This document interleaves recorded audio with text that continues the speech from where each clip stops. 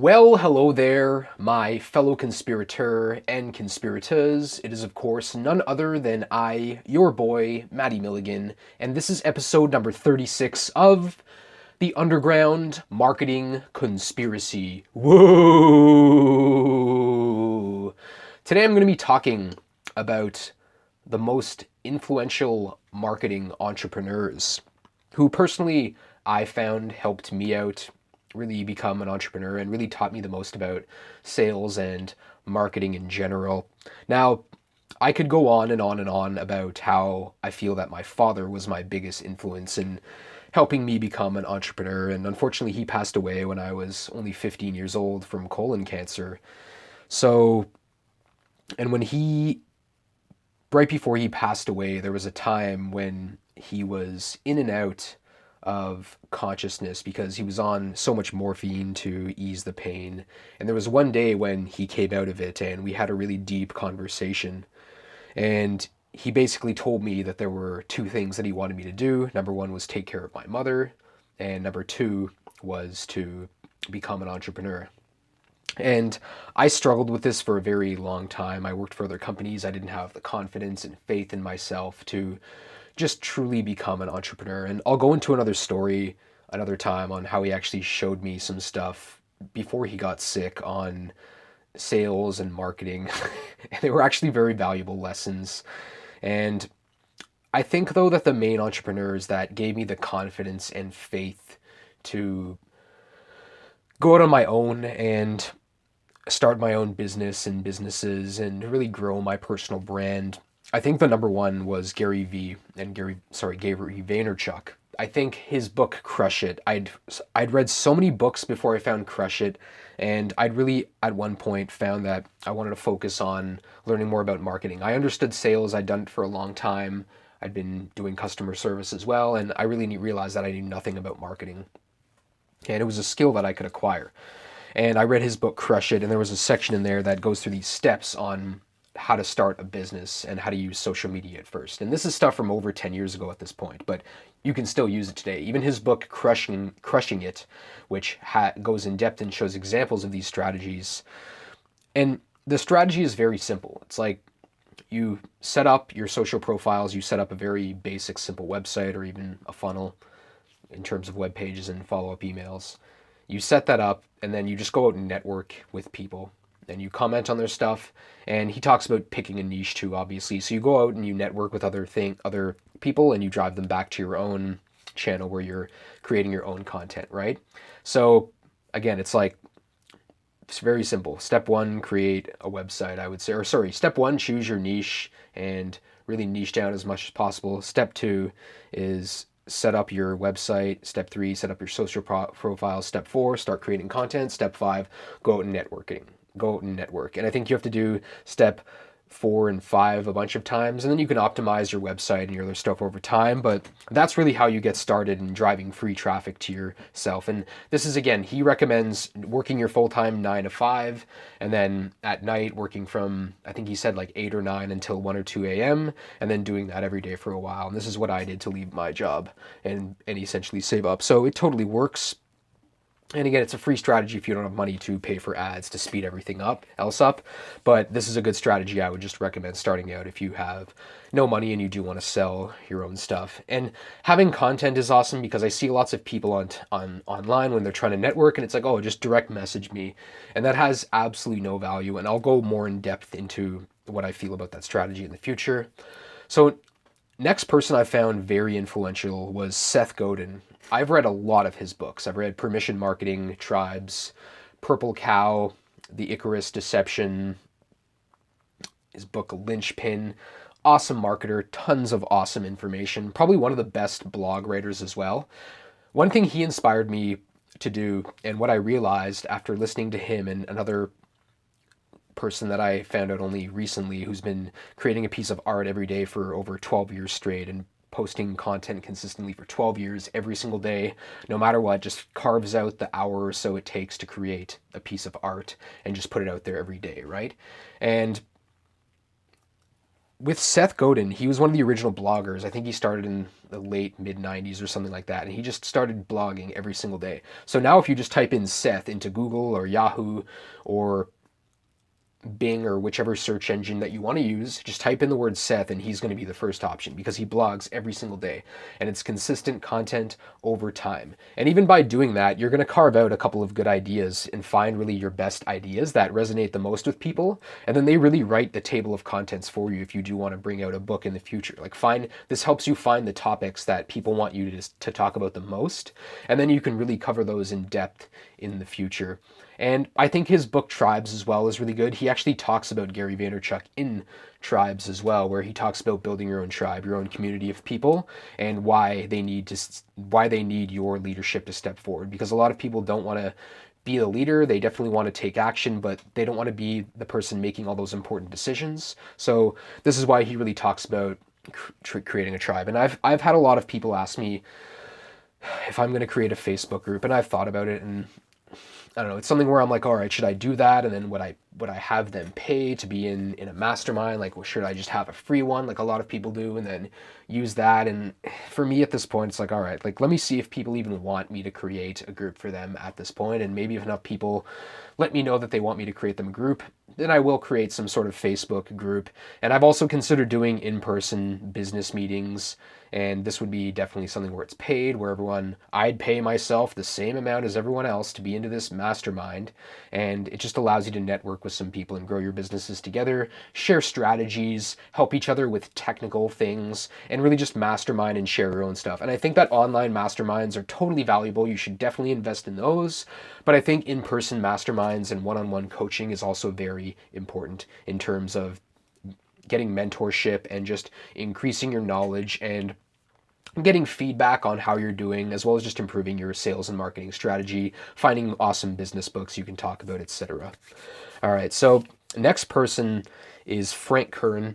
I think Frank Kern is one of my favorite marketers. He and I relate because of the long hair, obviously, as well as just he's kind of a chill dude. And some of his marketing stuff in the past that I saw for Mass Control was very effective. And I think he was one of the first people that started, from what I remember, the State of the Marketing Union addresses where he would go up and just talk about marketing for that year and how everything's going to play out from that year or the next year.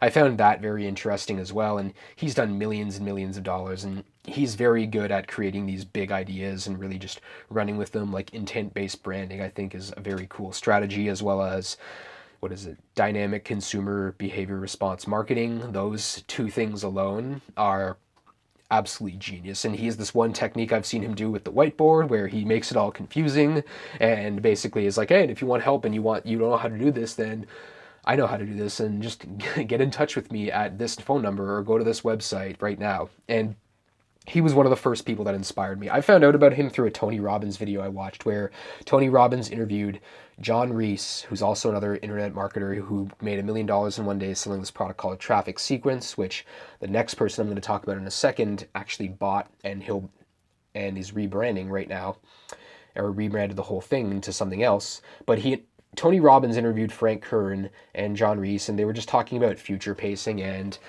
it's cool because Tony Robbins went into one of his strategies that I think was one of the coolest things I've ever seen, where he's like, all right, most people, they don't succeed because what they do is they basically don't take any action and then they don't get any results.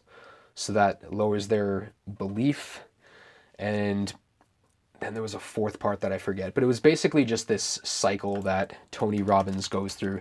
And he interviewed them and he showed the story of how it related to to John Reese, and how he basically just kept going forward. I'm trying to pull up the success cycle actually right now. Oh yeah, so it's potential. So it's like you don't take much action, you don't get the results, your belief and your attitude goes down, and then you don't see the potential in it. So you take less action, you get less results, less belief, less potential, right? But in some cases it's like, all right, let's take a little bit more action. And then you're like, whoa, I got some results. And then again, your belief increases and you're like, hey, like I see there's a lot more potential in this. So you start taking more action, you get more results, and you take belief, right? That's the upward spiral versus the downward spiral concept. So, and again, it's just a further it's called the Tony Robbins Success Cycle, which is something of his. But his interview with Frank Kern and John Reese, they go really in depth to this. And from there, that allowed me to find out more about Frank Kern, learn more about internet marketing. And then eventually I heard about funnels, and that's when I found out about Russell Brunson. And I found out about all the stuff that he had, .com secrets, expert secrets, Funnel Hacking Live, which I've been to twice, and I'm going to be going to. I haven't decided if I want to go in this January or not. I probably will end up going once they make an offer and I see the speakers, which they're announcing right now. And there's one in particular who I've taken her course and I've gotten some results with. So I think that'll be a cool thing I might go do. But Russell Brunson has Traffic Secrets coming up, which he bought from John Reese. And I think that his stuff with ClickFunnels is an absolutely gigantic juggernaut company. They've only been around for 5 years, and I think they're eventually going to be just as big as Shopify and Amazon for sure, just based on the structure, the fact that they bundle their software with information products and can charge more than their competitors. That alone is absolutely genius. The fact that they have this whole compendium of books that you can buy as well for your business. You can see in the background there if you're watching on YouTube, I have a few of his books there. And the cool thing about that community is you find out about the other people. And if you're like me and you're very good at using ClickFunnels in my mind and putting up funnels and actually mapping out stuff and figuring out the strategy for people. I've spent 5 years learning about this. Like I found out about ClickFunnels in the very early stages, and for the first couple of years I didn't really use it because it seemed kind of janky and I just heard bad things at first. But then people were like, no, dude, you need to try it out. So I bought one of their products, started using the software, fell in love with it. And I feel that if you use Shopify and ClickFunnels in the right way, you can create absolutely gigantic businesses. And then you don't need to rely on selling on Amazon and eBay. You can have your own custom domain, website, and funnel and just absolutely rock it. And there's no ceiling on how much money that you can make with a product like ClickFunnels, to be honest. People hate on it all the time. They're like, oh, use something else. But I love the product. I think Russell Brunson is a very smart dude, very genius marketer. I think he's a very humble man as well. And yeah, that's my 2 cents. And I guess the next ones I found out about in 2015 when I'd been promoted at my old job. I found out about Grant Cardone. I think his motivational stuff is very good. There's some times when I feel he's like too over the top, but I see why he has his lessons and why he has that aggressive kind of edge to him. Same way you've probably seen maybe Andy Frisella or you've seen this guy Brad Lee. They all have that very edgy stuff, but it's authentic to them. And again, I always talk about the two ends of like the self-help and business spectrum, where it's like the very intense guys, like those guys I just talked about, versus the softer, warmer end, which would be more spiritual stuff like Eckhart Tolle and I guess Deepak Chopra even, and maybe even Wayne Dyer. Kind of these, and again, I think Wayne Dyer is actually more so in the middle, but the softer stuff, like how you can win friends and influence people, kind of the softer, like you have to find your own milieu and your own spot on how much action you want to take and how chill you want to be. Because if you take too much action and you're going to burn yourself out, and it's absolutely true. In some cases you can, but you need to step back at some points and rest and recuperate to take more action, to take more action. And in some cases, if you're just, you can think about the law of attraction and use the secret, and that's fine. And think things are going to magically come to you, but part of it is visualizing exactly what you want, right? And basically not having some sort of emotional attachment to the outcome. And then the other end is having that intent, right? And having that action taking ability where you're actually going after the things that you've thought about manifesting in your world, right? So you have to use both concepts, right? The yin and the yang, the light and the dark. You need to use both of those to actually get forward. So I learned that by studying a lot of those hardcore guys like Grant Cardone and Frisella and Brad Lee. Some of my favorite shows in the past for entrepreneurship were Dragon's Den and Shark Tank. Now, after watching a lot of those, I realized like, oh, you don't really need these people. You don't need venture capitalists, right? Like that's the fourth level you eventually want to get to as an investor. So that's something you can thrive to get to. But you see these people where they've already invested a lot of money and time and energy and effort into creating some product and it's probably not going to work. And I don't like when the dragons and sharks really like insult people and put them down on their products. And I don't know, I find in some cases those shows where it feels like a clown show where they're going to have someone and they come up and you know that's not going to be good. And you're like, oh man, this is going to be painful. And you watch it and these dragons are just mean to them. I hate that stuff. And I'm not going to pick on any of them specifically, which I have in the past. And because again, That's the fourth level. If you know the cash flow quadrant by Robert Kiyosaki, where the first quadrant is you're an employee, and the next one is you're self-employed, and then after that it's you own a business, and then finally you become an investor, right? Going through that cash flow quadrant is really what you're doing in your business. And for me, I'm kind of in between like 2 and 3 right now, to be honest. Eventually I can just get to 3 and have enough money where I have systems and teams set up where and automation where money just kind of comes in. And that's the ultimate goal, but I realize that I need to do a lot of still the grunt work at this point, and a lot of learning and investing time and effort and money into myself and in the business to improve that.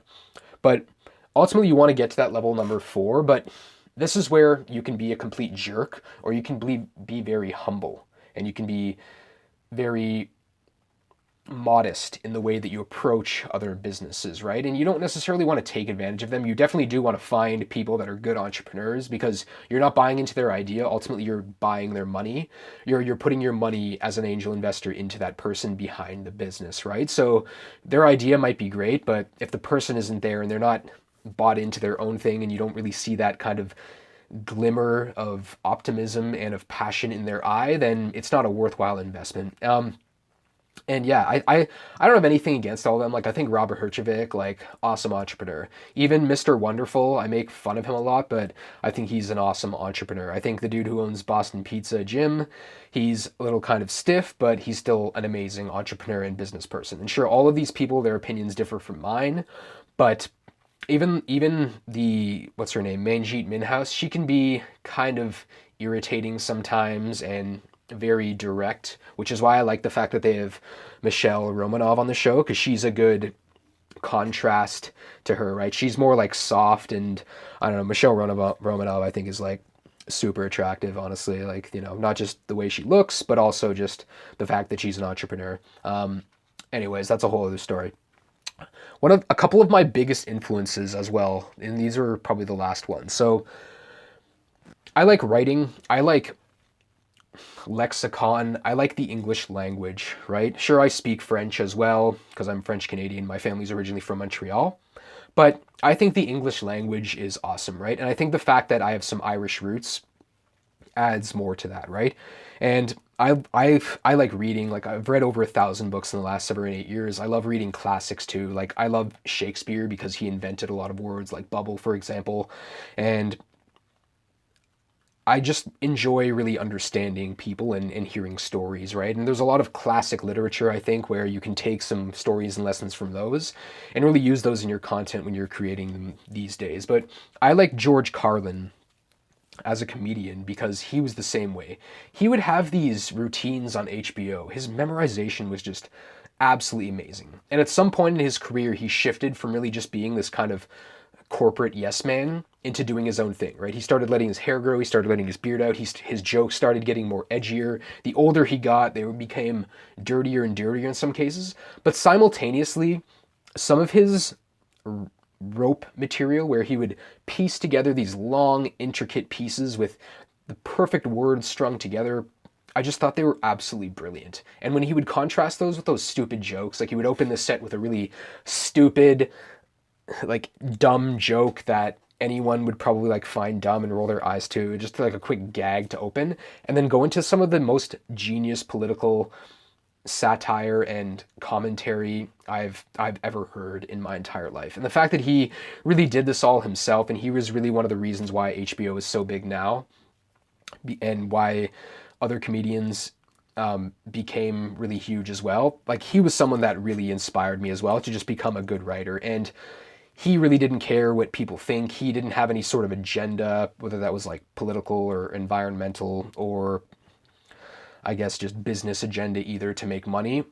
He was someone that I always looked up to. And then he passed away in 2008, and I was super sad. I didn't have a mentor at that point. Like, I'd lost my father. And then George Carlin passed away. And for a few years, I didn't really have anyone.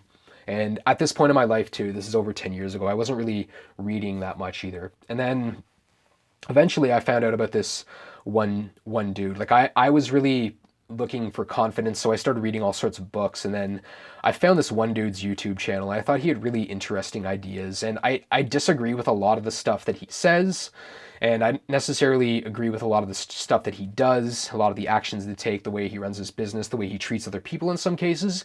But I still found a lot of his content very interesting. And he's a self-help dude, this guy Tyler.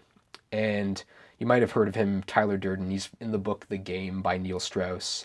And I guess he's like known as some pickup artist dude. Anyways, I think he's one of the best public speakers ever, and he claims to have done over $100 million in information products online and sales, and I believe it. I've seen some of his sales materials, some of his funnels, and they're top notch. His company is pretty outstanding in terms of they do. They pivoted recently into more self-help and self-actualization for men. And one thing he did is he deleted a lot of his old videos from his channel recently. And I've always talked about this where I'm like, oh, I wonder what would it be like, how I would feel if just one day I wake up and a lot of his content, or even maybe your favorite guru influencer you follow, maybe all of their content disappeared. Like, did they actually exist, or maybe it was all in your head all along, right? And that's just a thought experiment you might want to do. But I think that his content is very influential. A lot of the concepts that I cover are based on a lot of his teachings as well. And I think in some cases you could definitely again use some of his stuff in a very manipulative way, but I think that his stuff is pretty spot on. And I think a lot of his commentary on social interactions and people and psychology and even making money and social intelligence and emotional intelligence are spot on. And he gives a lot of awesome book recommendations as well.